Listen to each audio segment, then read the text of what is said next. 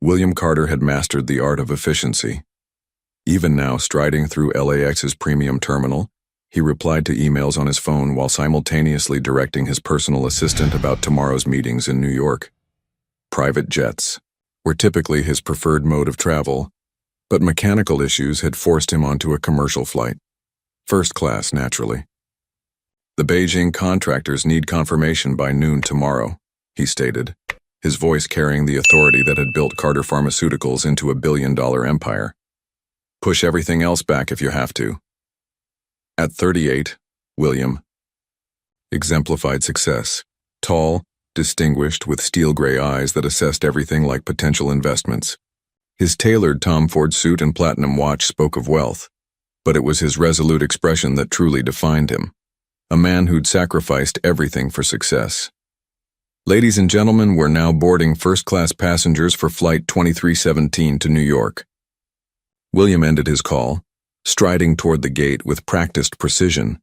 He'd perfected every aspect of his life, streamlined it for maximum productivity. That's what he told himself 3 years ago when Olivia left. It wasn't a failure, it was optimization. Relationships were messy, unpredictable. Children? An unnecessary complication. The flight attendant's practiced smile greeted him as he boarded. "Welcome aboard, Mr. Carter." He nodded curtly, turning into the first-class cabin, and then the world tilted on its axis. Olivia. She sat in 3A, more beautiful than he remembered, her honey-blonde hair falling in soft waves around her face. 3 years had only enhanced her natural grace, but it wasn't her presence that made his blood run cold.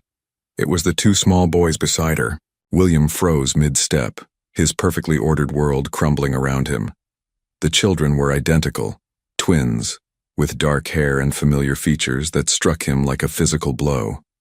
One of them looked up, revealing eyes that mirrored his own. "Mama, can I have my tablet now?" the boy asked, his voice carrying clearly through the cabin. "Mama." The word echoed in William's head like a thunderclap.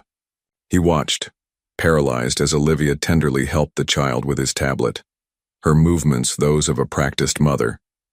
The other twin leaned against her, thumb in his mouth, clutching a well-loved stuffed elephant.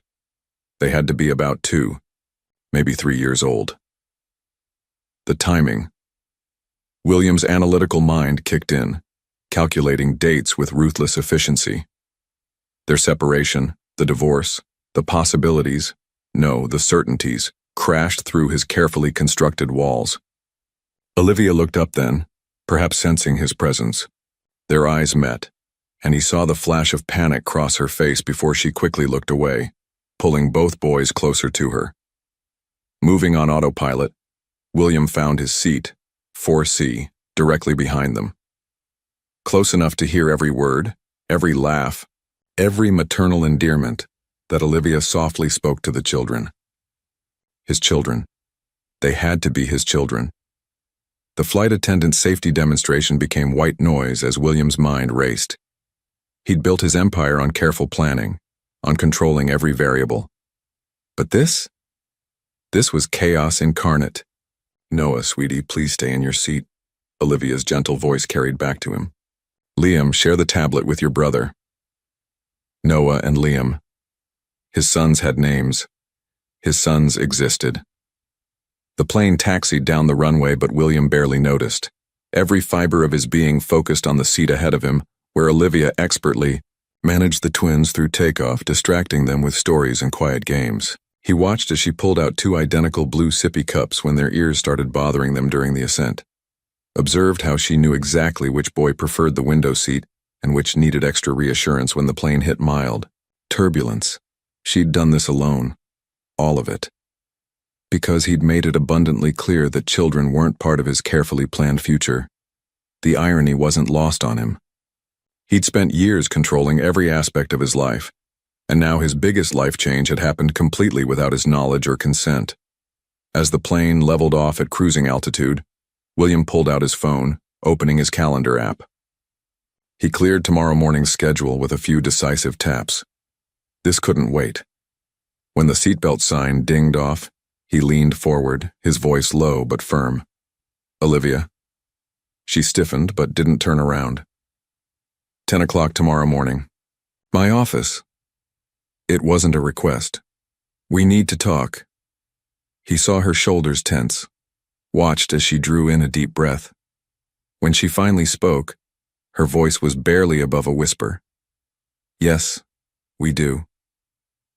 The rest of the flight passed in a blur of suppressed questions and mounting tension. William Carter, the man who'd built an empire on absolute control, found himself facing the one thing he'd never planned for: fatherhood. And as the plane descended toward New York, he realized that for the first time in his life, he had no idea what to do next. The Carter Pharmaceuticals building pierced the Manhattan skyline like a glass and steel monument to ambition. At precisely 9:45 a.m., Olivia Bennett stood in its marble lobby, her heart hammering against her ribs. The security guard checked her ID, his eyebrows rising slightly at her name. She'd kept her married name for the twins' sake, though few in the building would remember her. Mrs. Carter? Mr. Carter is expecting you, the guard said, handing her a visitor's badge. The word Carter felt heavy, a reminder of everything that lay ahead. The elevator ride to the top floor gave Olivia precious moments to collect herself. She'd dropped the twins at her sister Madison's apartment, promising to return soon.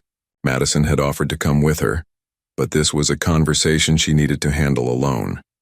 William's executive assistant, Regina Walsh, hadn't aged a day in 3 years. Her perfect posture and immaculate appearance remained unchanged, though surprise flickered across her features when she saw Olivia. He's waiting for you, Regina said, gesturing toward the familiar double doors. Olivia noticed she didn't offer coffee like she used to, back when she was the CEO's wife rather than his ex.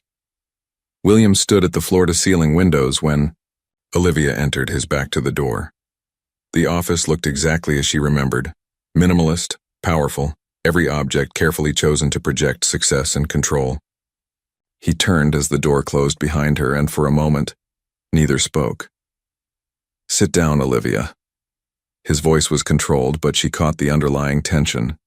She chose the chair facing his desk, smoothing her navy dress, armor she'd chosen carefully for this moment. William didn't sit. He paced instead 3 precise steps before turning to face her. Were you ever going to tell me? I don't know, Olivia answered honestly. There was no point in lies now. I hadn't planned on seeing you again. Hadn't planned? His laugh held no humor. You're raising my children, my sons, and you hadn't planned on telling me they exist? The careful control slipped, revealing raw anger beneath. How could you make that decision for me? You made it yourself, William. Olivia's voice remained steady, though her hands clasped tightly in her lap. Or don't you remember? Children are anchors, Olivia. They drag you down, destroy your focus, ruin everything you've built. She quoted his words from memory. You made your position very clear. That was before. Before what? Before they existed? Does their existence suddenly change your fundamental beliefs about parenthood? She leaned forward. They're not a business proposition, William. They're people.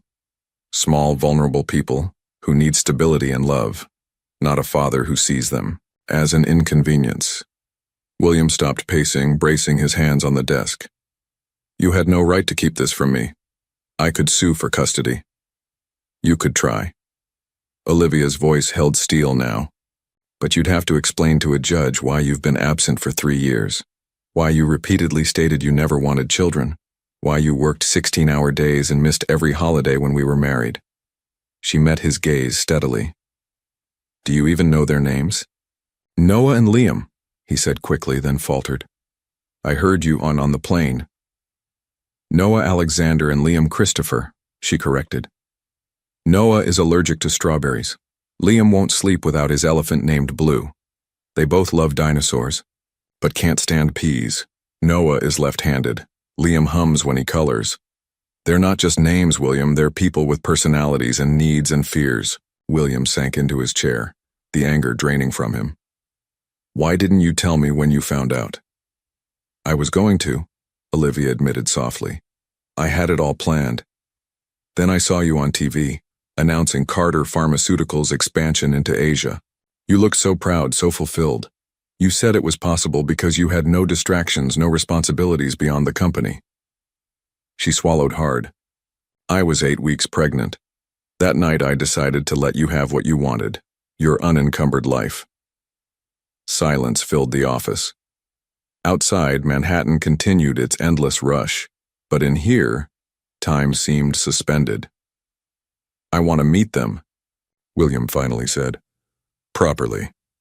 No. Olivia's response was immediate. Not yet. They're my sons. Exactly. They're not a corporate takeover, William. You can't just decide to acquire them. She stood, gathering her purse. If you want to be part of their lives, you need to prove you can be consistent, that you understand what being a father actually means. What do you want from me? I want you to think, really think, not about your rights or what you're owed, but about them, about what they need. She moved toward the door, then paused. They're at an age where they're starting to ask about their father. Soon they'll understand enough to be hurt by absence or inconsistency. So before you charge into their lives, be very sure you're ready to stay there. How can I prove anything if you won't let me see them? Olivia turned back. Start with dinner tonight, just us. If you're serious about this, we need to talk, really talk about what happens next. She pulled a business card from her purse. My number. Text me if you want to meet. 7 o'clock, Riverside Bistro. But William? She met his eyes one final time. If you're not absolutely certain you can put them first, don't come. The door closed behind her with a soft click, leaving William alone with a business card, a choice, and the weight of everything he'd never known he wanted. Riverside. Bistro sat nestled along the Hudson, its warm lights reflecting off the water as evening settled over Manhattan. William arrived 20 minutes early, something he hadn't done since his first date with Olivia 7 years ago. He chose a quiet corner table, one that offered privacy while still showcasing the river view. His phone buzzed with urgent emails about the Beijing deal, but for the first time in his career, William Carter ignored them. Instead, he found himself pulling up photos from the flight, discreet shots he'd taken of the twins when they'd fallen asleep against their mother.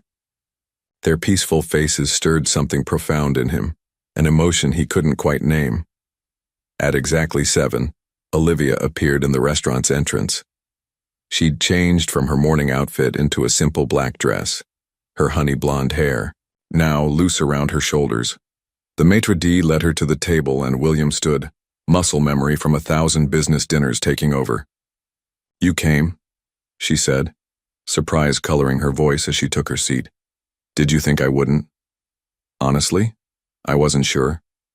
She accepted the wine list but didn't open it. 3 years ago you missed our anniversary dinner because of a conference call with Singapore. The memory hit him like a physical blow.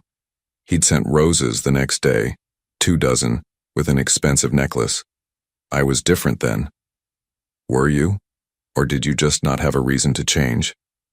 She studied him with those perceptive green eyes that had always seen through his corporate armor. Why are you really here, William? A server approached, but William waved him away with a practiced gesture. This conversation couldn't wait. I keep seeing their faces, he admitted.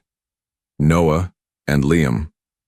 I can't stop thinking about all the moments I've missed. There have been so many, Olivia said softly. She opened her phone, hesitated, then slid it across the table. Here. The photo gallery opened to an album labeled First Year. William's throat tightened as he scrolled through. Images of his sons, their first day home from the hospital, tiny and red-faced. Their first smiles, first teeth, first steps. Birthday parties with colorful streamers and modest cakes. Halloween costumes, tiny dinosaurs with tails that dragged on the ground. They were premature, Olivia explained, watching his face. 6 weeks early. I was in labor for 20 hours. Madison held my hand through all of it because I couldn't. She swallowed hard. I couldn't call you. William's hands tightened on the phone. You should have. Should I? Her voice held no anger, only a deep sadness. You were in Dubai that week, announcing another expansion. The headlines called you the pharmaceutical king. Your net worth had just hit $8 billion. She reached for her water glass. Tell me honestly, would you have come? The question hung between them, heavy with 3 years of choices and consequences. William wanted to say yes, to insist he would have dropped everything, but they both knew better. I've made mistakes, he finally said. More than I can count. But seeing them on that plane, he shook his head. It changed something in me. Olivia, they're perfect, they're terrifying? She offered a small smile. They have that effect. They're brilliant and exhausting and completely unpredictable. Everything you always said you couldn't handle in your life. The server returned, and this time they ordered, more out of social convention than hunger. As the man retreated, William leaned forward. Tell me about them. Everything. For the next hour, Olivia painted a portrait of their sons in words. How Noah was the adventurous one, always climbing and exploring, while Liam observed everything with thoughtful curiosity. Their first words, no for Noah, book for Liam, their favorite bedtime stories, the way they communicated in their own twin language that no one else could understand. They're in preschool now, she continued. Part-time, 3 days a week. Noah made friends immediately. Liam took longer, but now he has a best friend named Daniel. They're learning their letters, basic counting. They're ahead of their age group in verbal skills. Pride swelled in William's chest, followed immediately by a crushing sense of loss. I should have been there. Yes, Olivia agreed simply. You should have. Their entrees arrived, barely touched before getting cold. William had another question, one that had been burning since that morning. How do you support them? I know the divorce settlement. I haven't touched it, Olivia interrupted. Not one penny. I'm a pediatric nurse now. We live in a small apartment in Brooklyn. It's not luxury, but it's home. They don't need mansions or private jets, William. They need time, attention, love. Let me help. Set up trust funds at least. The best schools? No. Her tone was firm. Not until you prove this isn't just guilt or curiosity or wounded pride. They're not a problem you can solve by throwing money at it. William sat back, studying the woman before him. She'd changed. In their years apart, grown stronger, more assured. Motherhood suited her in a way his gifts of jewelry and sports cars never had. What do you want me to do? He asked finally. Start slow. Meet them in a neutral place, the park near our apartment. Let them get comfortable with you first. No promises, no grand gestures. She met his gaze steadily. And William, if you start this, you have to be consistent. No canceling because of meetings. No sending assistants with presents instead of showing up yourself. They need to be your priority. And if I fail, then you step away completely. I won't let them be. Hurt by half-hearted attempts at fatherhood, she reached into her purse, pulling out a small photo. This was last week at the zoo. The picture showed the twins in matching blue jackets, their faces lit with joy as they watched sea lions play. William touched it gently, tracing their features with a finger. Saturday, he said suddenly. This Saturday. I'll clear my schedule, the whole day. Whatever time works for them. Olivia studied him for a long moment. The park on Carroll Street. 10 a.m. They're usually hungry for lunch by 11:30, tired by 2. She stood, gathering her things. Don't be late, William. Not for this. He rose as well, fighting the urge to reach for her. I won't be. She nodded once, then turned, to leave. At the last moment, she looked back. They ask about you sometimes. They see other kids with dads at the playground. I've never said anything negative, just that you live far away. Her voice softened. Please don't make me regret changing that story. Long after she'd gone, William sat at the table, staring at the photo she'd left behind. His son's smiles challenged everything he'd built his life around. For the first time, He wondered if his empire of glass and steel was worth what it had cost him. His phone buzzed again. Urgent messages about tomorrow's board meeting. William Carter, the man who had built his fortune on never hesitating, found himself paralyzed by the simplest of choices. Open the email or keep staring at his children's faces. For the first time in his adult life, work could wait. Saturday. Morning dawned crisp and clear over Brooklyn, the autumn air carrying hints of approaching winter.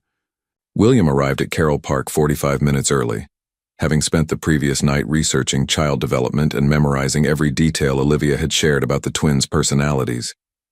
He'd dressed down deliberately, dark jeans, and a cashmere sweater instead of his usual suit.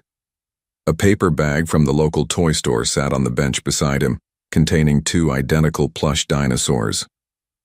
He'd spent an hour choosing them, remembering Olivia's mention of their love for prehistoric creatures. At 9:55, he spotted them entering the park. Olivia held their hands as they walked, one boy on each side. They wore matching red jackets, but even at a distance William could spot the differences she'd described.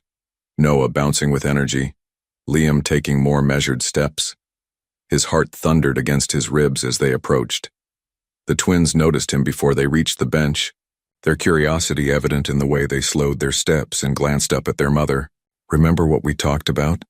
Olivia said softly to them. "About meeting someone special today?" Liam pressed closer to her leg, while Noah studied William with open curiosity. Up close, the resemblance was startling, his own gray eyes looking back at him from 2 small faces. "Boys," Olivia said carefully, "this is William. He's your father." Noah's eyes widened. "Like Daniel's daddy at school?" "Yes, sweetheart. Like that." William found himself holding his breath as the twins processed this information. He'd negotiated billion-dollar deals with less anxiety than he felt in this moment. "Hi, Noah. Hi, Liam," he managed, his voice gentler than he'd ever heard it. "I brought something for you." He reached for the toy store bag, but Olivia caught his eye with a slight shake of her head. "Not yet. Why don't we play first?" she suggested. "The dinosaur playground is open." Noah needed no further encouragement, darting toward the playground equipment. Liam hesitated, looking between his brother and mother before slowly following. "They need time to warm up," Olivia explained quietly. "Just be present. Follow their lead." William nodded, watching as Noah fearlessly climbed the playground structure. Liam remained at the bottom, examining the mock fossils embedded in the playground's surface. "Mama!" Noah called from the top.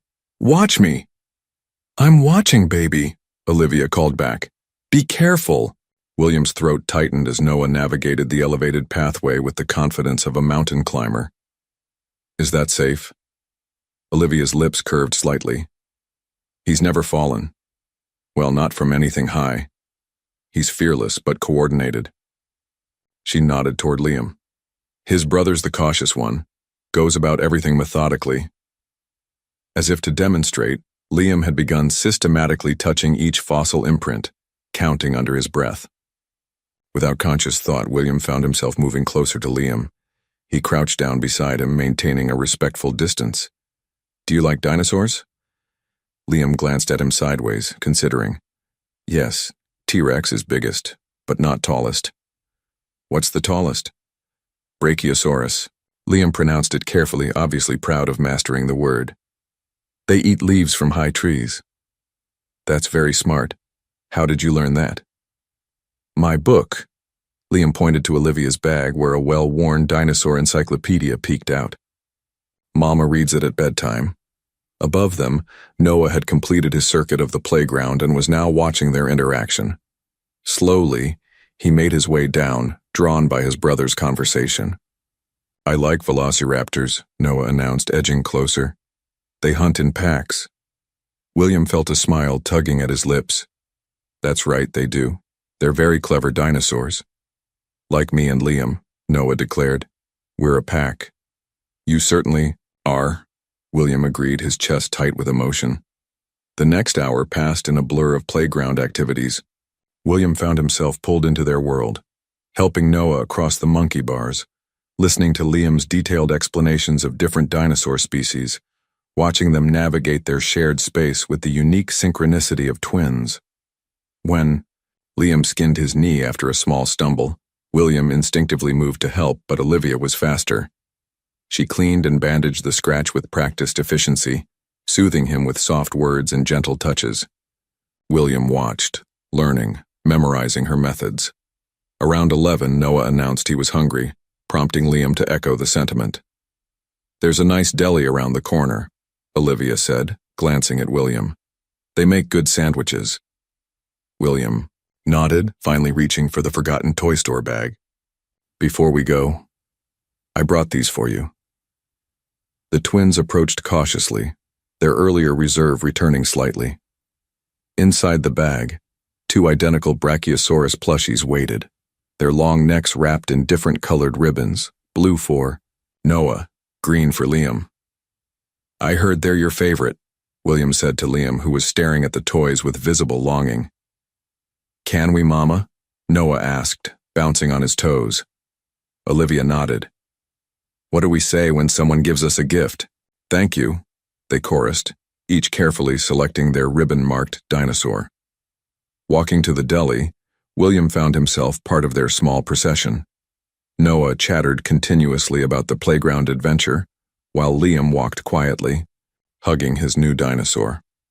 Occasionally, one or both boys would glance back at him, as if checking he was still there. The deli owner knew Olivia and the twins, greeting them by name and already knowing their usual orders. William watched as she helped them into booster seats, cut their sandwiches into manageable pieces, reminded them to use their napkins. "You're good with them," he said softly when the boys were absorbed in their lunch. "I've had practice," she replied, but without the bitterness he might have expected. "They make it easy most days, they're good boys." "They're incredible." William watched as Noah carefully shared his pickle with Liam, who offered a potato chip in exchange. I never understood it could be like this." "Like what?" "Real. Important." He met her eyes. "I want to be part of their lives, Olivia. Really part of it. Not just financial support or occasional visits. I want to learn all of it. Their routines, their preferences, their fears. Everything I should have known from the beginning." Olivia studied him for a long moment. "It won't be easy. They have schedules, routines. They need consistency." "I know. I'm ready to adapt, whatever it takes." "Daddy?" Noah's voice interrupted them.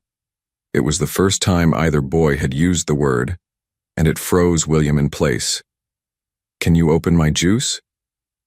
With trembling fingers, William reached for the small juice box. Such a simple request, but it felt monumental.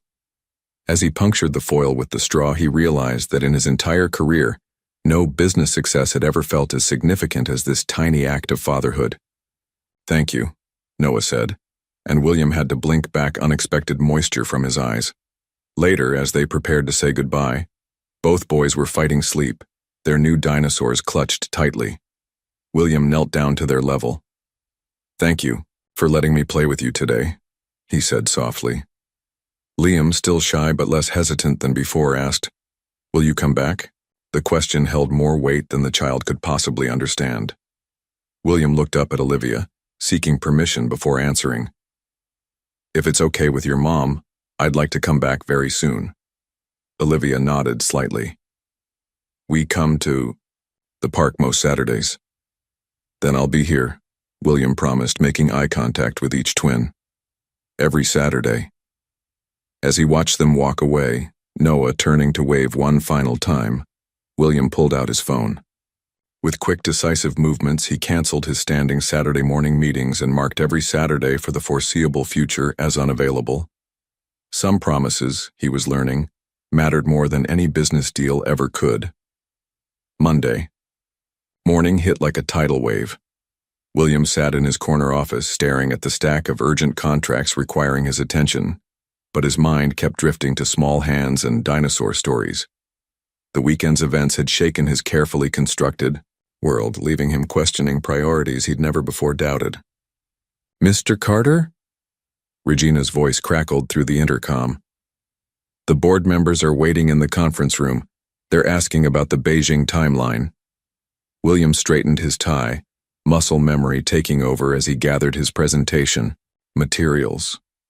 The familiar walk to the conference room felt different somehow, as if he were moving through a slightly altered reality. "Gentlemen," he greeted the board, his voice carrying its usual authority. The room held the same faces that had supported his vision for years, distinguished men in expensive suits, all focused on profit margins and market expansion.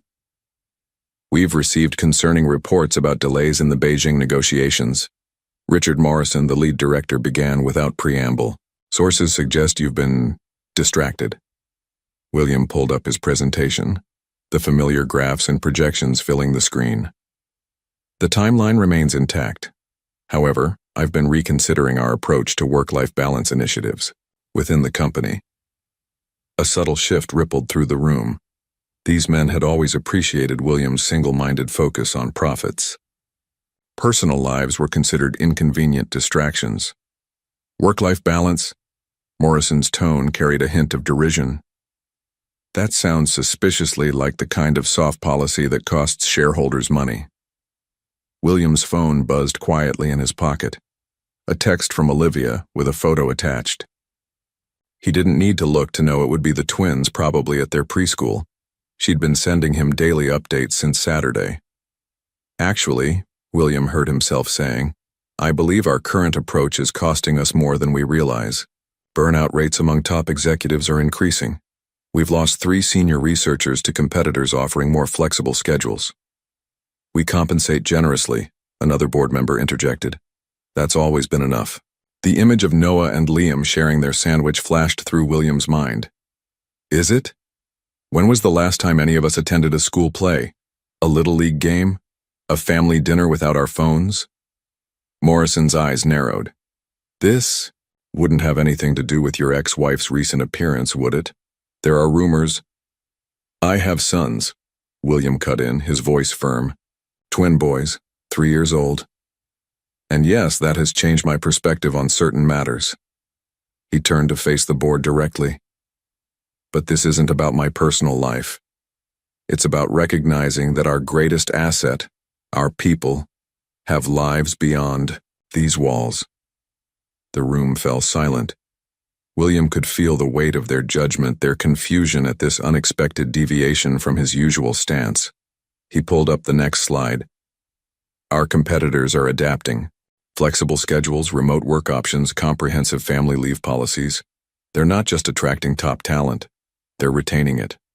Meanwhile, our turnover rates in key positions have increased by 28% in the last year alone." Numbers were their language, and William watched as the data began to sink in. He continued, laying out a comprehensive plan for policy changes that would have seemed inconceivable to him just a week ago. As the presentation concluded, his phone buzzed again. This time he allowed himself a quick glance. A video, Liam showing off his new dinosaur to his preschool class, his small voice carrying through the classroom as he explained about herbivores. "I've scheduled meetings with HR to begin implementing these changes immediately," William announced, pocketing his phone. "Any questions?" The discussion that followed was heated but productive. By the end, even Morrison had grudgingly acknowledged the potential benefits of the proposed changes. Back in his office, William finally opened Olivia's messages fully. 3 photos and 2 videos chronicled the twins' morning, Noah's artwork, proudly displayed on the classroom wall, Liam's dinosaur presentation, both boys at recess playing with their friends. "Regina," he called through the intercom, "clear my schedule for Saturday mornings indefinitely, and get me information about preschool schedules in Brooklyn, specifically around Carroll Street." "Sir?" Regina's confusion was evident. "The Beijing. Investors usually call on Saturday mornings. They can adapt." William opened his laptop, beginning to type. "Also, I need you to research child development experts, specifically those dealing with divorced parents re-entering their children's lives." A moment of silence followed before Regina responded, her voice carefully neutral. Of course, sir, and congratulations. On the boys. William paused, looking at the photo now set as his desktop background. Noah and Liam at the park, their new dinosaurs clutched tight. Thank you, Regina. Could you also find out the best children's bookstores in Brooklyn? I need to brush up on my dinosaur knowledge. That evening, instead of his usual late-night review of international markets, William found himself sprawled on his penthouse floor, surrounded by children's books and parenting guides. His phone buzzed with another message from Olivia. Bedtime story, the text read, accompanied by a photo of the twins in dinosaur pajamas, clutching their new plushies as they listened to Madison reading to them. Without hesitation, William pressed the call button. William? Olivia answered, her voice quiet. Is everything okay? Would it be all right if I said goodnight to them?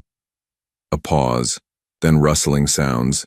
Suddenly, two small voices chorused. Hi, Daddy. The title still hit him like a physical force. Hi, boys, I heard you had a big day at school. What followed was a jumbled, excited recounting of their day, with Liam's careful descriptions overlapping Noah's enthusiastic interjections. William listened to every word, making notes about the names and events they mentioned, determined to remember every detail. Time for sleep, boys, Olivia's voice eventually cut in. Good night, Daddy. See you Saturday, Noah asked while Liam added a quieter, bring more dinosaur stories? I'll be there, William promised, with lots of dinosaur stories. After the boys handed the phone back to Olivia, a moment of comfortable silence stretched between them. You're doing well with them, she said finally. I'm trying. William looked at the books scattered around him. I have a lot to learn. That's all any parent can do. Her voice softened. Good night, William. After they hung up, William remained on the floor, surrounded by his research materials. On his desk, his laptop chimed with urgent emails about the Beijing deal.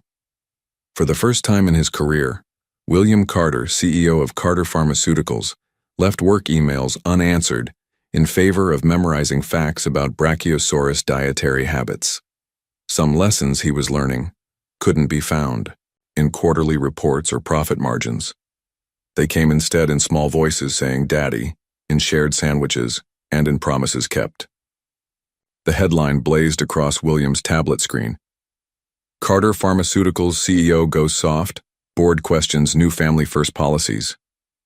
He stood at his kitchen window, Manhattan's early morning skyline stretching before him, as he scrolled through the Wall Street Journal article. 3 weeks had passed since his first meeting with the twins, and the corporate world was beginning to notice the changes in their once predictable CEO. His phone lit up with Madison's name. Olivia's sister had become an unexpected ally, helping him navigate the complexities of entering the twins' lives. Have you seen the news? She asked without preamble. I'm looking at it now. William sipped his coffee. The board's concerns were bound to leak eventually. Olivia's worried. She doesn't want your relationship with the boys to damage your company. William set down his cup. How are they this morning? Excited. Noah's been up since dawn telling everyone his daddy's coming to his first t-ball game. Madison paused. You're still coming, right? Even with all this happening? Wild horses couldn't stop me. William checked his watch. I'll be there by 9. The drive to Brooklyn felt longer than usual, his mind racing between the article's implications and the upcoming game. He'd never attended a children's sporting event in his life, but he'd spent hours researching t-ball rules and appropriate parent behavior. The local park was already filled with miniature athletes in matching blue uniforms when he arrived. He spotted Olivia immediately, helping Noah with his tiny baseball cap while Liam sat nearby, more interested in his dinosaur book than the game preparations. Daddy! Noah's shout drew attention from several nearby parents. William caught the whispers, saw the recognition in their eyes as they connected his face to recent news coverage. Hey, champion. William crouched down to Noah's level. Ready for the big game? Noah nodded enthusiastically, showing off his uniform. I'm number 7. That's a lucky number. Very lucky, William agreed, fighting emotion at seeing his son in his first team uniform. And look who's got the best cheering section. He turned to Liam, who had finally looked up from his book. Ready to help me cheer for your brother? Liam considered this seriously. Can I bring Blue? He clutched his ever-present dinosaur plushie. Blue has a front row seat, William assured him, leading both boys toward the bleachers. Olivia followed, carrying a cooler of snacks and water bottles. The game, if it could be called that, was organized chaos. 5-year-olds swung wildly at balls perched on tees, ran in wrong directions, and occasionally forgot they were playing, at all. Noah, younger than most of his teammates but determined, approached each at-bat with intense concentration. Watch, Daddy, he called before his first swing. William found himself holding his breath as Noah connected with the ball, sending it rolling past the pitcher's mound. The pure joy on his son's face as he ran toward first base was worth more than any business deal William had ever closed. Go, Noah, Liam shouted beside him, surprising everyone with his volume. Run faster. Olivia caught William's eye, sharing a smile at Liam's unexpected enthusiasm. The moment felt perfect until William's phone buzzed with Morrison's number. He declined the call. Morrison called again, and again. Take it, Olivia said softly. We both know it must be important. William looked at his sons, Noah playing in the field, Liam now fully invested in cheering, and shook his head. Nothing's more important than this. Between innings, while Noah proudly showed his teammate his own dinosaur plushie, William finally checked his messages. The Beijing deal was unraveling. Investors were nervous about his changing priorities. The board was calling an emergency meeting. Daddy, did you see? Noah ran up, face flushed with excitement. I hit the ball 2 times. I saw every hit, William assured him, pocketing his phone. You were amazing. After the game over pizza at the Twins' favorite local restaurant, William's phone continued its steady stream of urgent notifications. He kept it face down, focused instead on Noah's animated replay of every play and Liam's careful arrangement of his pepperoni into dinosaur shapes. The board meeting? Olivia said quietly while the boys were distracted by their ice cream. When is it? Tomorrow morning. Will they try to force you out? William met her concerned gaze. They can try. He watched as Noah helped Liam clean ice cream from his chin, the simple gesture of brotherhood making his chest tight. But I won't let them take this away. That evening, after saying goodnight to the boys over FaceTime, William sat in his home office preparing for battle. The corporate world had always made sense to him. Clean, logical, predictable. But now, looking at the photos covering his desk, Noah's T-ball action shots, Liam reading to his preschool class, both boys covered in pizza sauce, he realized how empty that world had been. His phone lit up with another call from Morrison. This time, he answered. The investors are pulling out, Morrison snapped. Your little family man act is spooking the market. The board wants your resignation by morning. William looked at the latest photo from Olivia, the twins asleep in their beds, clutching their dinosaurs. No. No? Morrison's voice rose. You're not thinking clearly. This sentimentality will destroy everything you've built.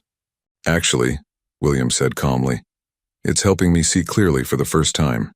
I'm not resigning, Richard. In fact, I have a better idea. He opened his laptop, pulling up the company's financial records. Check your email in 5 minutes. I'm calling an emergency shareholder meeting. It's time for Carter Pharmaceuticals to truly lead by example. After hanging up, William began to type, outlining a comprehensive plan to revolutionize their corporate culture. Outside his window, Manhattan's lights twinkled like stars, but his mind was in Brooklyn, with 2 small boys who had taught him more about success in 3 weeks than he'd learned in 20 years of business. His phone chimed with a text from Olivia. The boys want to know if you'll come to their preschool's family day next week. No pressure. We know things are complicated right now. William smiled, already typing his response. Some choices, he was learning, weren't complicated at all. Wouldn't miss it for the world, he wrote back. Then, after a moment's thought, he added, "Tell them Daddy's bringing dinosaur cookies for the whole class." He turned back to his laptop, to the battle ahead. The corporate world had always known William Carter as a ruthless businessman. Now they would learn what a father was willing to fight for. The shareholder meeting was scheduled for 8 a.m.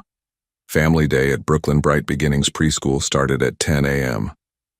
William Carter stood before his closet at dawn, considering his armor for the day ahead. The suit he chose was Tom Ford, sharp enough for battle but comfortable enough for sitting in tiny chairs. His phone hadn't stopped buzzing since his announcement of the emergency meeting. The business press was calling it everything from a TI's hostile takeover to a mental breakdown. Morrison had been particularly vocal, telling CNBC that William had lost his killer instinct. Regina met him in the lobby, tablet in hand. "The shareholders are gathering. Morrison's group looks confident." "They shouldn't be." William straightened his tie. "Did you send the packages I requested?"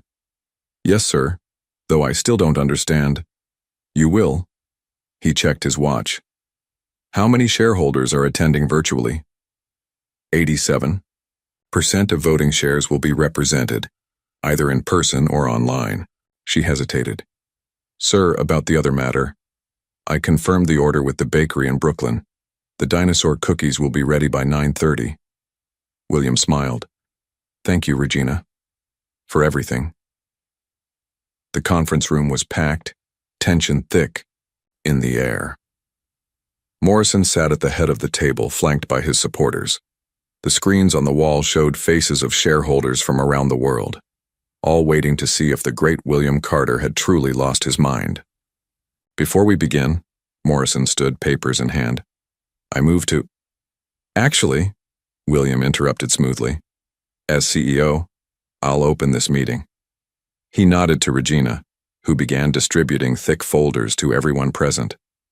"Please take a moment to review these materials."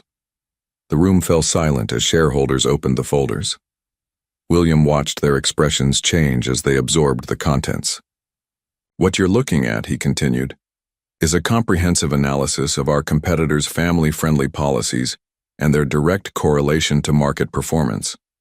The data is quite illuminating." He clicked through his presentation, graphs, filling the screens. Companies with progressive family policies show 40% better retention of key personnel. Their innovation rates are higher. Employee satisfaction translates directly to customer loyalty. Morrison scoffed. "This isn't about corporate policy.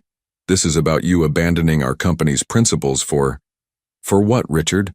For recognizing that our employees are human beings?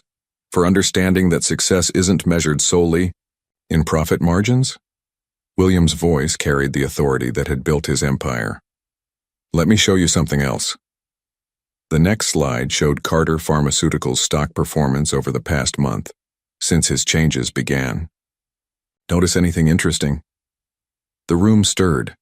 The stock hadn't plummeted as predicted. It had risen, steadily and significantly.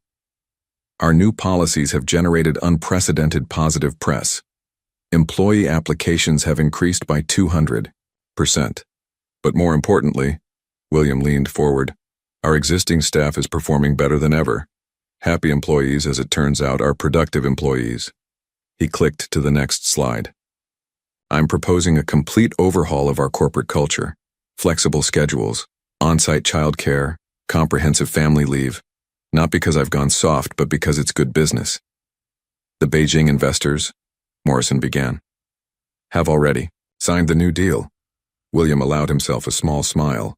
They were particularly impressed by our innovative approach to work-life balance. "It seems Asian markets are ahead of us in recognizing the value of family-friendly policies." The mood in the room shifted palpably. William could see the shareholders doing the math, calculating the potential returns on this new direction. "There's one more thing." He nodded to Regina, who distributed another set of documents. "I'm increasing my personal stake in the company. buying an additional 15% of shares at a premium. Because I believe in this vision. The question is, do you? The vote that followed was anticlimactic. Morrison's opposition crumbled, in the face of hard data and the prospect of premium buyouts. By 9:45, William was in his car heading to Brooklyn. He made it to the preschool with 5 minutes to spare, the boxes of dinosaur cookies carefully balanced in his arms. The classroom was already full of parents and excited children when he entered. "Daddy!" Two small voices called out in unison. Noah and Liam ran to him, their enthusiasm nearly upsetting the cookie boxes. "Careful, boys," Olivia called, helping him with his burden. She studied his face. "How did it go?" "We won." He smiled, watching as their sons discovered the dinosaur-shaped treats. "All of us." The next 2 hours were a blur of small chairs, finger paintings, and proud presentations. William sat cross-legged on the reading carpet as Noah and Liam showed him their favorite books. He helped them build block towers and praised their artwork.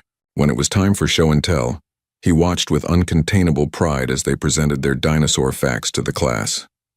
During snack time, his phone buzzed with news alerts about Carter Pharmaceuticals' revolutionary new policies. He ignored them, focused instead on helping Liam open his juice box and listening to Noah's detailed explanation of why Stegosaurus was now his favorite dinosaur. "Mr. Carter?" Their teacher, Ms. Chen, approached quietly. "The boys have been so excited about your visits. They talk about their daddy all the time now." William swallowed past the lump in his throat. "I'm just trying to make up for lost time." "Time isn't lost when you learn from it," she smiled. "They've blossomed since you've been coming around, especially Liam. He's much more confident." Across the room, Liam was showing another parent his dinosaur book, speaking with unusual animation. Noah sat protectively nearby, occasionally adding his own commentary. Olivia touched William's arm lightly. "The other parents are talking about the news, your company's new policies. They're going to help a lot of families.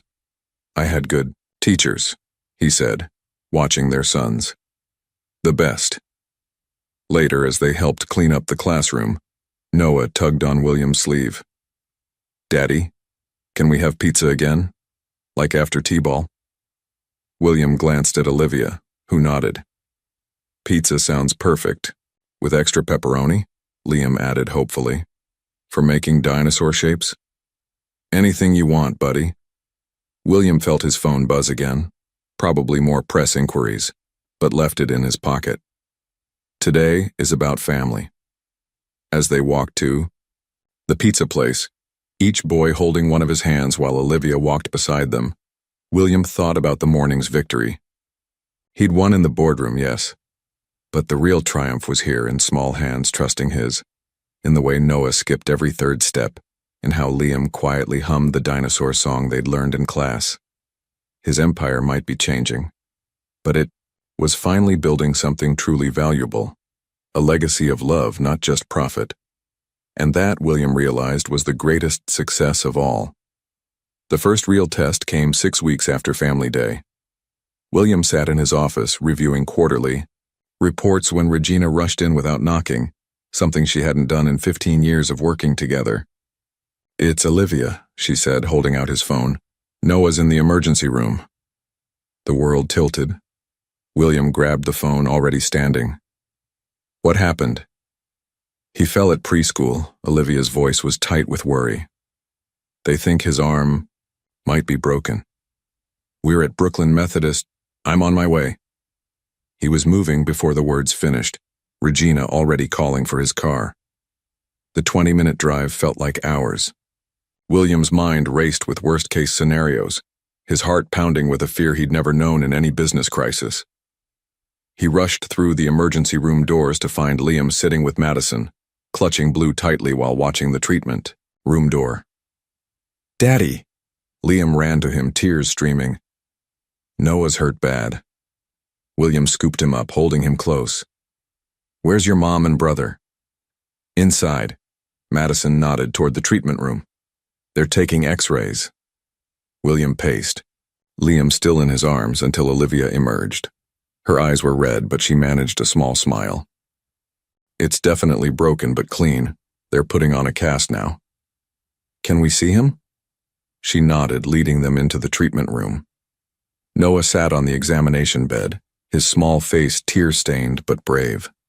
His left arm was being wrapped in a bright blue cast. Daddy, Noah's face lit up. You came. Of course I came. William set Liam down and moved to Noah's side. I'll always come when you need me. Look, Noah pointed to his cast with his good hand. It's blue like Liam's. Dinosaur, the doctor smiled as she worked. He's been very brave, though he's more worried about missing T-ball than the actual break. William's chest tightened.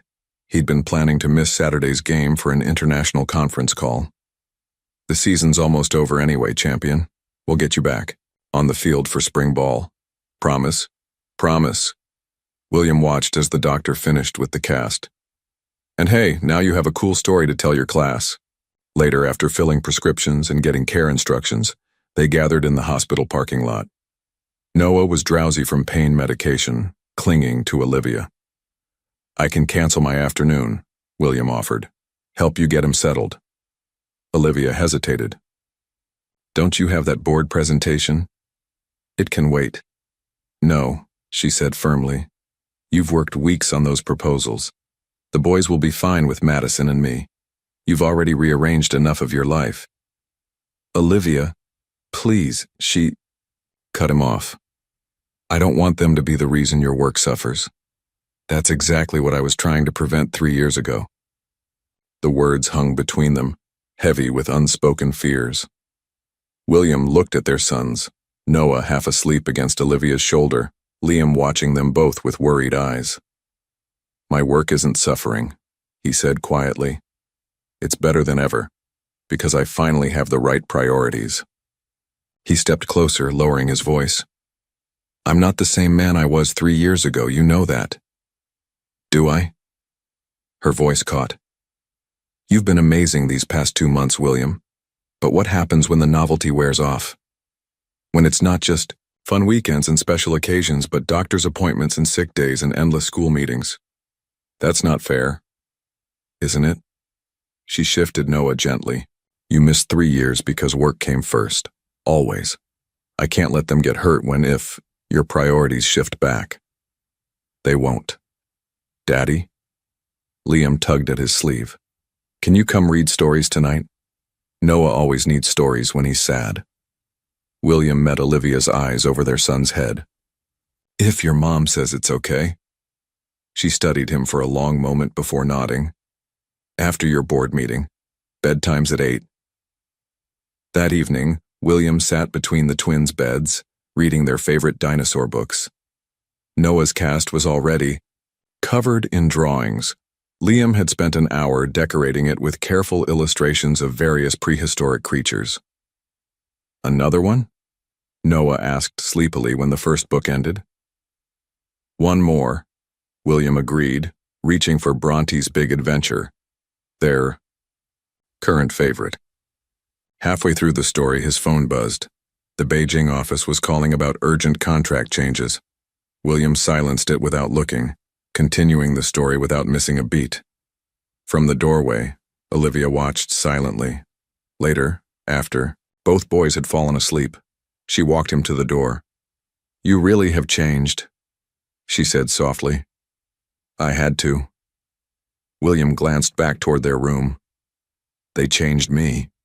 You all did. The Beijing call. I saw you ignore it. They can wait until morning. The old William Carter would never have said that. He smiled slightly. The old William Carter was an idiot who didn't know what mattered. Olivia leaned against the doorframe. This won't be the last emergency. There will be more broken bones, more sick days, more school events that conflict with board meetings. I know.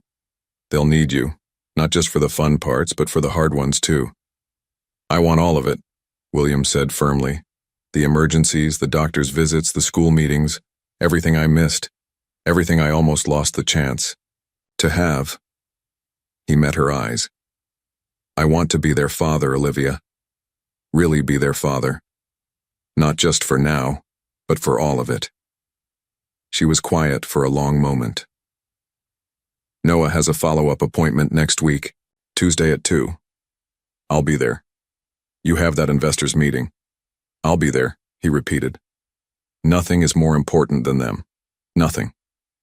As he drove home that night, William thought about the day's events. The panic when he got the call, the fear in Liam's eyes, the trust in Noah's face when he promised about spring baseball.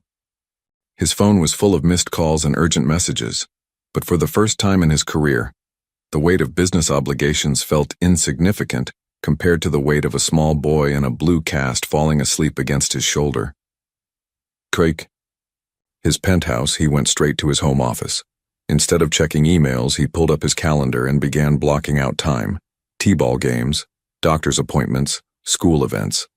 The Beijing investors would have to adjust to his new schedule. Everyone would.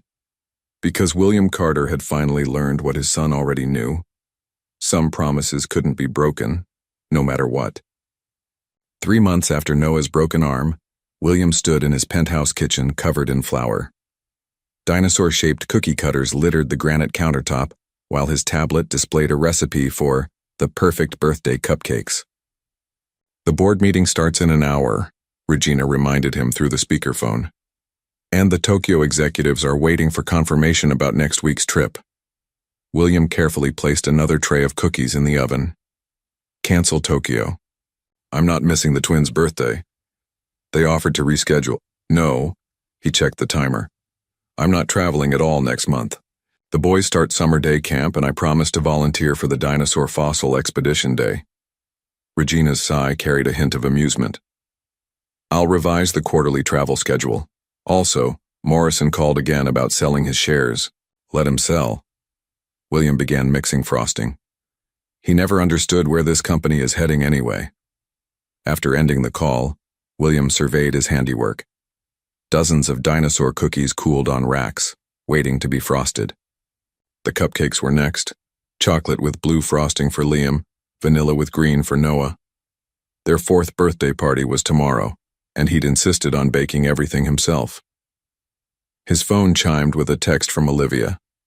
The boys are asking if you're still coming for bedtime stories tonight. Wouldn't miss it, he replied, then added, How do you feel about helping taste test some cookies? Her response came quickly. We'll be there in an hour, fair warning, they're extra excited about tomorrow. William smiled, remembering their reaction when he'd suggested having the party at the Natural History Museum. He'd arranged for a private tour of the dinosaur exhibits, complete with a paleontologist to answer their endless questions. The doorbell rang just as he finished frosting the first batch of cookies. Twin voices called out, Daddy, as his sons burst into the kitchen, stopping short at the sight of the cookie-covered counters. Are those all for our party? Noah's eyes were wide. Did you make them? Liam added, studying the dinosaur shapes critically. I did. William lifted them, up to see better. Want to help decorate them? For the next hour, the kitchen became a joyful mess of frosting and sprinkles. Noah approached the task with his usual enthusiasm, while Liam carefully color-coded his cookies by species. Olivia leaned against the counter, snapping photos and sampling the results. These are actually good, she said, surprised. When did you learn to bake? YouTube tutorials. William helped Liam pipe details onto a stegosaurus. I've been practicing for weeks. Daddy makes the best cookies now, Noah declared loyally, his face smeared with blue frosting. Better than the bakery? Olivia teased. Way better, Liam nodded seriously. Because he makes them special for us. William caught Olivia's eye over their sons' heads, seeing his own emotion reflected there. These moments, ordinary, messy, perfect, were everything he'd nearly missed. Can we see our party clothes? Noah asked, licking frosting from his fingers. William led them to the guest room, now transformed into a space for the twins with bunk beds and dinosaur-themed everything. Their party outfits hung on the closet door, matching suits but in different colors, just like they'd requested. We're going to look so fancy, Noah bounced excitedly. Like Daddy, Liam added, touching. his small blue tie. Later, after the boys were cleaned up and settled in for stories, William noticed Olivia examining the room's recent changes. "You've done a lot here," she said quietly. They needed their own space. He gestured to the carefully organized books and toys. "For when they visit." "When did you do all this?" "Been working on it gradually. I wanted it to be perfect for them." He hesitated. "I was hoping maybe they could start spending more time here. Regular weekends, maybe some weekdays." Olivia was quiet for a moment. "You've proven me wrong." "You know?" "About what?" "Everything." She turned to face him. "These past months you've been there for every moment, big and small. The broken arm, the stomach flu, the nightmare phases. You haven't missed a single promise to them." "They're my priority," William said simply. "Everything else works around them now, not the other way around." "I see that," she smiled softly. "They adore you. I adore them." He watched as their sons argued playfully about which story to read first. "I adore all of you." The words slipped out before he could stop them. Olivia's breath caught, and for a moment the air between them crackled with unspoken possibilities. "Daddy, we picked one," Noah called, breaking the moment. William moved to the beds, settling into his usual spot between them. But as he began reading about Bronte's latest adventure, he was acutely aware of Olivia watching from the doorway, her expression thoughtful. The story was interrupted by a call from Beijing, another crisis demanding attention. William silenced his phone without breaking rhythm, continuing the tale as Noah and Liam snuggled closer. "You didn't even check who it was," Olivia said later as they cleaned up the kitchen. "Didn't need to." William packed cookies carefully into containers. "Nothing's more important than bedtime stories. The William Carter I married would never have said that. The William Carter you married was a fool." He met her eyes. "I know what matters now." She stepped closer, helping him with the containers. "And what's that?" "Family." His voice softened. "Love. All the things I was too, blind to see before." Their hands touched as they reached for the same container. Neither pulled away. "The boys' birthday wish list," Olivia said suddenly, her voice unsteady. "Do you know what they asked for?" William shook his head. "For their daddy to live closer. To see you every day, not just some days." She took a shaky breath. "They want their family together." "And what do you want?" William asked quietly. Before she could answer, his phone buzzed again. Morrison, probably with more complaints about the company's direction. The call went unanswered as William waited, heart pounding for Olivia's response. The kitchen timer chimed, announcing the last batch of cookies was done. But neither moved, caught in a moment balanced between past hurts and future possibilities, between what was lost and what might still be found. "I want," Olivia began, then stopped as Noah's voice called from the bedroom. "Mama, Daddy, we need one more story." They shared a look, years of history and months of change hanging between them. Then Olivia smiled. That same soft smile that had first captured William's heart years ago. "We should probably finish this conversation tomorrow," she said. "After the party." William nodded, hope blooming in his chest. Tomorrow. As they headed back to the bedroom for one more story, William thought about birthday wishes and second chances, about cookies and bedtime stories, and all the small moments that added up to something magnificent. Tomorrow would bring its own challenges, a birthday party to orchestrate, a conversation to finish, a future to possibly rebuild. But for now, there were stories to read, and sons to hold, and a love that had never really died, just waited to be rediscovered in dinosaur shapes and frosting-covered smiles. The American Museum of Natural History stood quiet in the early morning light, its halls empty except for the small group gathered in the Hall of Saurischian dinosaurs. Noah and Liam, resplendent in their matching suits with different colored ties, stood transfixed before the T-Rex skeleton, their small hands clasped together. Is it real, Daddy? Liam whispered, gripping William's hand. Every bone, William confirmed, sharing a smile with Olivia over their son's matching expressions of awe. Dr. Rivera here can tell you all about how they found it. The paleontologist. William had arranged to guide their private tour, knelt beside the twins. Would you like to hear about the expedition that discovered this specimen? Both boys nodded eagerly, and William stepped back to stand beside Olivia, watching as their sons peppered the scientist with questions. Noah bounced with excitement while Liam listened intently, occasionally whispering observations to his brother. You've outdone yourself, Olivia murmured, adjusting Noah's slightly crooked tie. This is beyond perfect. They deserve perfect. William watched as Dr. Rivera showed the boys how paleontologists carefully excavate fossils. After everything, we all do. The morning unfolded like a dream. The twins led their small group of party guests, family and close friends, through the dinosaur halls, sharing facts they'd memorized from their books. William had arranged special interactive stations where the children could touch real fossils and create their own excavation sites. During lunch in the museum's private dining room, decorated with dinosaur-themed everything, Noah stood on his chair despite Olivia's gentle protests. This is the best birthday ever, he announced to general laughter. Liam nodded in agreement, carefully protecting his cake from his brother's enthusiastic gestures. Better than the cookies Daddy made? Madison asked, winking at William. The cookies were good too, Liam said diplomatically. Daddy made them special. Daddy makes everything special now, Noah added with a child's simple honesty. William felt Olivia's hand slip into his under the table. He squeezed it gently, remembering their unfinished conversation from the night before. After lunch, while the other children explored the touch and feel fossil station, Noah and Liam pulled their parents aside. Can we show you something?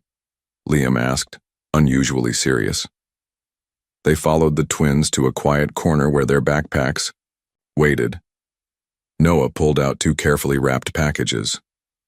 We made these, he explained. One for Mama and one for Daddy. But it's your birthday, William protested. You're supposed to be getting the presents. These are special, Liam insisted, handing one package to each parent. Inside, they found hand-drawn pictures. Williams showed 4 figures holding hands in front of what appeared to be his building, recognizable by the surprisingly accurate rendering of the Carter Pharmaceuticals logo. Olivia's depicted the same 4 figures in front of their Brooklyn apartment. See? Noah pointed to the drawings. It's all of us together, because we're a family now. The best family, Liam added quietly. Even if we live in different places sometimes.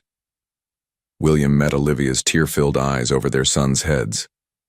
In that moment, surrounded by prehistoric bones and children's laughter, the last pieces of their complicated puzzle began to fall into place. Later, after the party wound down and the last guest departed, the 4 of them stood in the Great Hall. Noah and Liam were tired but happy, each clutching new dinosaur toys from the museum gift shop.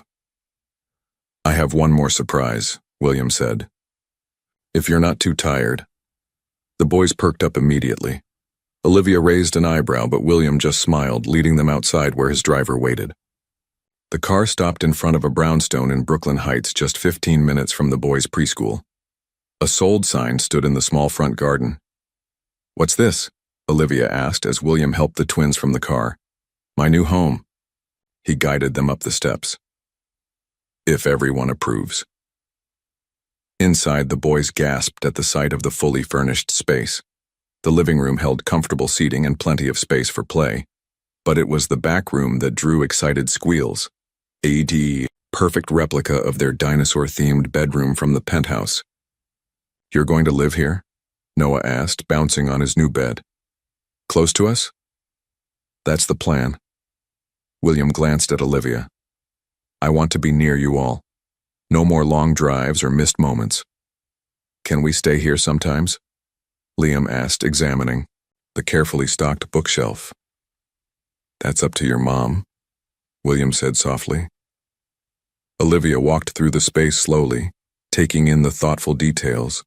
Photos of the boys on the walls, their favorite snacks in the kitchen, a dedicated art, space for their projects. When did you do all this? Been working on it since Noah's arm. William watched their sons explore their new space. That day at the hospital, it killed me not being closer, not being able to get to them faster. The twins had discovered the backyard, complete with a swing set and small dinosaur fossil dig site. Their excited voices drifted through the open windows. "You're really sure about this?" Olivia asked. "Leaving Manhattan, living in Brooklyn?" "I've never been more sure of anything." He took her hand. "Except maybe about how I feel about you." She turned to face him fully. "William, I know we have a lot to work through," he continued quickly. "Trust to rebuild. But these past months have shown me what really matters. Who really matters." He gestured to their sons playing outside. "They're everything. You're everything." "You've changed so much," she whispered. "Because of them, because of you." He squeezed her hand. "I'm not asking for everything back immediately. Just a chance. To be close. To be a real family." "Mama! Daddy!" Noah called from the yard. "Come see. We found fossils." They walked out together, still holding hands, to find their sons carefully excavating the fossils William had buried in the dig site. "This is the best birthday present," Liam declared, brushing sand from a replica bone. "Better than the museum?" William asked. "The museum was awesome," Noah said. "But this is better because we can all be together more." "Is that what you want?" Olivia asked softly. "All of us together more?" Both boys nodded emphatically. "Like a real family," Liam added. "We are a real family," William said firmly. "Maybe not a traditional one, at least not yet, but real where it counts." Olivia's grip on his hand tightened. "Yet?" she whispered. Before he could respond, Noah launched himself at them, sending them all tumbling onto the grass. Liam joined the pile, and suddenly they were all laughing, covered in sand from the dig site. "I love you," William said softly, the words meant for all of them. "All of you. Always." The setting sun painted Brooklyn in shades of gold as the newly reformed family lay in the grass, making plans for dinosaur gardens and weekend adventures. The boys chattered about sharing their fossil discoveries with their friends, while William and Olivia exchanged looks full of promise and possibility. Later, after the twins had fallen asleep in their new beds, Olivia and William stood in the kitchen. "Stay," he said simply. "All of you. Not just tonight, but stay." She stepped closer, touching his face gently. "Are you sure? Your whole life is in Manhattan." "No," he smiled, covering her hand with his. "My whole life is right here." As they kissed, soft and sweet and full of promise, the sound of small feet padding down the hall made them smile. "I think we have company," Olivia whispered. Sure enough, two tousled heads peeked around the corner. "Is this home now?" Noah asked sleepily. William and Olivia shared a look, years of missed chances and new beginnings passing between them. "Yes," they said together. "This is home." And there, in a Brooklyn brownstone filled with dinosaur dreams and second chances, the Carter family began again. Not as they were, but as they were always meant to be. At what point in the story did you feel that William really changed? Was it during the first time he saw his children on the plane? When Noah broke his arm, or when he started making cookies for their birthday? Leave your opinion in the comments. Thank you for watching. If you enjoyed the story, please subscribe to our channel and leave a comment below letting us know what you thought. Your feedback and support mean a lot to us. Stay tuned for more exciting stories.